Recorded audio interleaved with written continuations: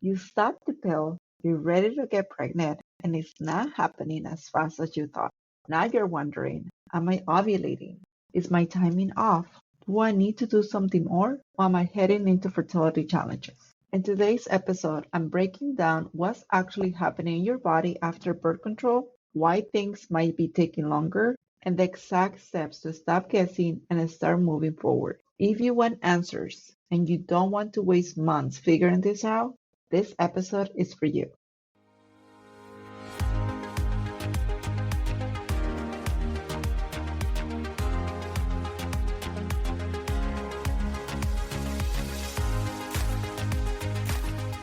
Do you long to get pregnant and trust your body again? Do you feel exhausted by the month after month cycle of hope and disappointment? Do you carry that creeping sense of failure?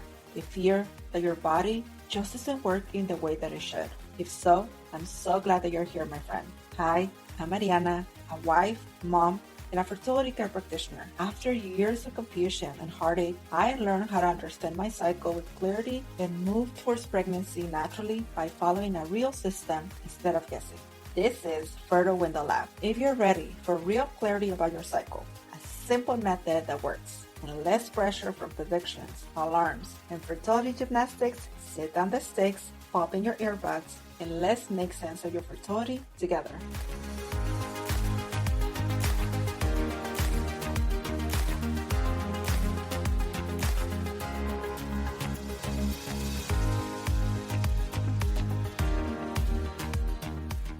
Just wasting another month? The truth is, most women are not missing pregnancy because something is wrong with them. They're missing it because no one ever taught them how to read their menstrual cycle phases in real time.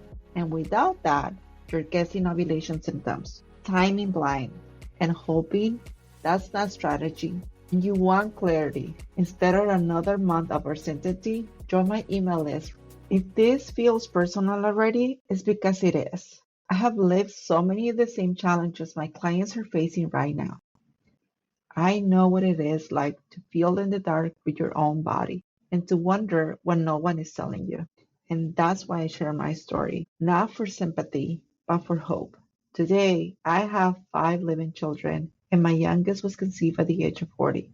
So please hear me when I say your story is not over yet. And when I say fertility is not linear, I mean it because your reason for being here is different than mine. Some of you started the pill or IUD because you were trying to avoid pregnancy for a reason. Others because your cycles were unpredictable or painful or heavy.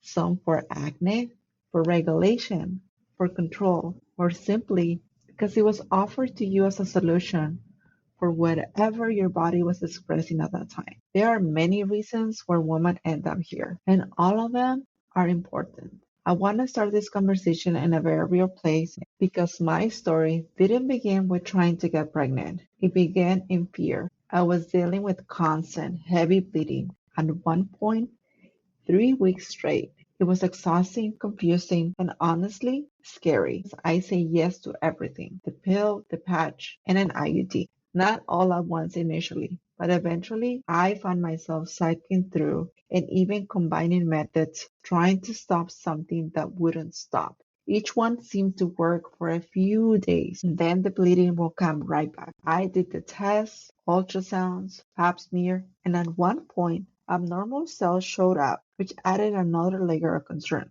I was given antibiotics, still no real answers. No one could tell me why my body was doing this. So eventually, I made a decision that felt bold and terrifying. I stopped everything. No hormones, no devices, just my body. And that's when I entered a completely different kind of confusion. I started learning to track my cycle using a natural system.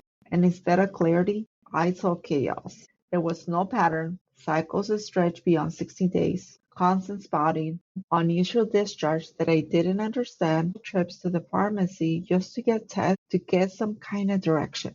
I remember being told, give it 3 months, your body will normalize. But 3 months came and went, then four, five, six. Nothing really changed. And at some point, I started to wonder, did I mess myself up? Did I take too much? Did I break something?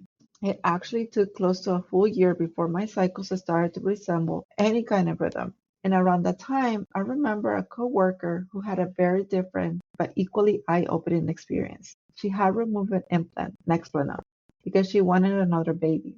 She had no fertility issues before, and she was told it would take about 6 months for her body to regulate. But 6 months turned into a year, and it's still no cycles. She also went back to her doctor and was told some women just take longer, and ultimately took her 4 years to conceive again. 4 years. And today she has a beautiful family, but that gap of 4 years feels like forever when you're one living it. I share both of these stories because this is the part that no one really prepares you for. There is not a universal timeline. Every woman metabolizes synthetic hormones differently. Everybody restores at a different pace. But here's what changed everything for me. Even in the confusion, I was observing.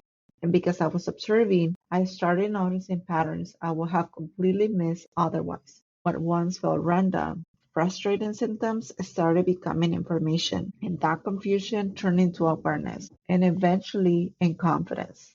Now you're listening to this and thinking, okay, why is it taking so long? How do I speed this up?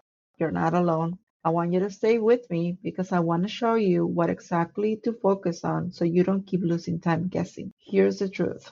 You cannot rush your body back into ovulation, but you can stop wasting time in the dark. Because when you are on hormonal birth control, your natural cycle is suppressed. You're not ovulating. Your brain and ovaries are essentially on pause. So when you stop, your body has to reestablish communication.